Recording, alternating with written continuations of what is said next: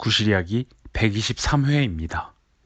세대를 건너뛴 증여는 아주 많이 발생하는데 세대를 건너뛴 상속은 보기 드물기는 합니다만 종종 신고 의뢰가 오는 만큼 인터넷상에서도 이를 고민하는 분들이 있을 것 같아서 준비해봤습니다. 세대를 건너뛴 상속이란 피상속인의 자녀가 생존에 있어서 자녀들이 상속을 받아야 함에도 불구하고 자녀가 상속을 포기하고 자녀의 자녀, 즉 피상속인의 손자녀가 상속을 받는 것을 말합니다.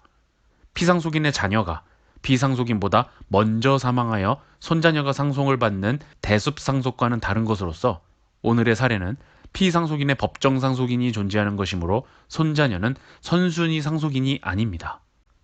일반적으로 재산의 규모가 10억 원 안팎으로 크지 않고 피상속인의 배우자가 없이 자녀는 1인으로 다른 자녀가 없어 상속 다툼이 크게 발생하지 않는 경우로서 자녀의 자녀, 즉 피상속인의 손자녀 역시 한두 명인 경우에 고민을 많이 하게 됩니다.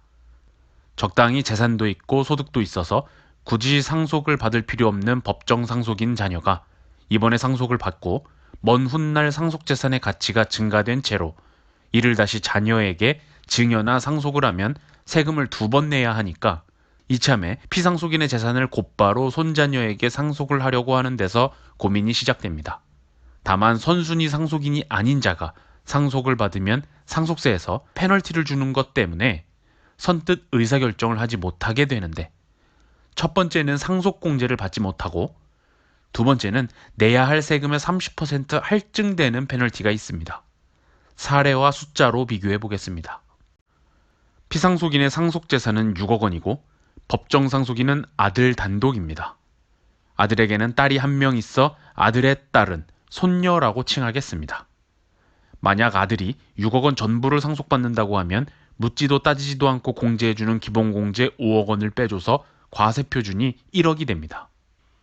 반면 손녀가 피상속인의 재산 전부를 상속받는 경우에는 상속공제액 0인점이 눈에 띕니다. 이는 상증법 제24조에서 정한 상속공제의 한도 때문인데요. 각각의 케이스에서 동일하게 일괄공제를 5억 원 적용할 수 있는 반면 공제의 한도를 계산할 때 상속세 과세가액에서 선순위 아닌 자가 상속받은 재산을 차감하게 되어 있습니다.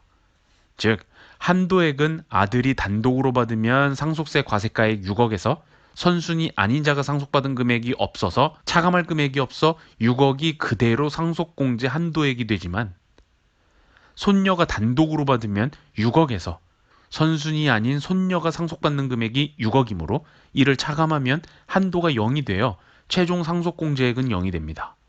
이 부분이 첫 번째 페널티가 됩니다. 이어서 납부할 세액을 계산해보면요. 아들이 단독으로 받으면 과세표준 1억 원에 납부할 세액 1,000만 원입니다. 그러나 손녀가 단독으로 받으면 공제를 못 받으니까 상속재산 6억 원이 그대로 과세표준이 되고 산출세액은 1억 2천만 원이 됩니다. 여기서 두 번째 페널티인데 많이 알고 계시는 증여세와 동일하게 납부할 세액의 30% 할증 규정이 있습니다. 따라서 1억 2천만 원에 30% 할증하게 되면 손녀가 낼 상속세는 총 1억 5,600만 원입니다. 아들이 상속받으면 1,000만 원만 내면 되지만 세대를 건너뛴 상속이 일어나면 1억 5,600만 원이나 세금이 발생하여 두 케이스의 세부담 차이는 무려 1억 4,600만 원이 되니까 고민하지 않을 수 없습니다. 처음에 대략 설명했던 것처럼 당장 상속세를 1억 4,600만 원이나 더 내고도 아들보다 손녀가 상속을 받는 것이 유리할 수도 있습니다.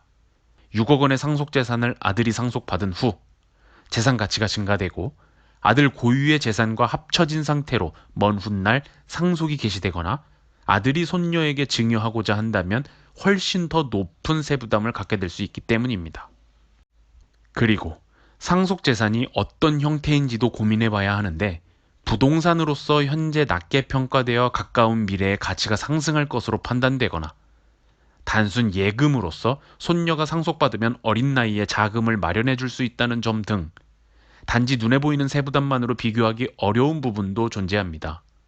끝으로 만약 사례에서 손녀가 단독으로 상속받는다면 상속재산의 형태를 고려해야 한다는 측면에서 상속세를 손녀가 납부할 수 있는지도 보아야 합니다.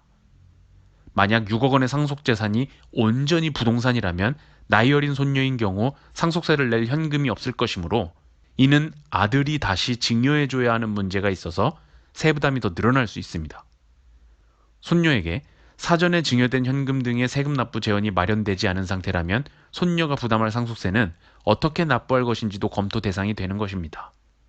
피상속인의 가족이 단순하고 다툼이 없는 상태라면 분명히 고민해 볼 실익이 있는 세대를 건너뛴 상속이므로 미리 여러 방면으로 가족 간 계획을 세워보시면 세금 측면에서 분명 유리한 결과를 얻을 수 있을 것입니다. 이상으로 123회 구실 이야기를 마치겠습니다. 감사합니다.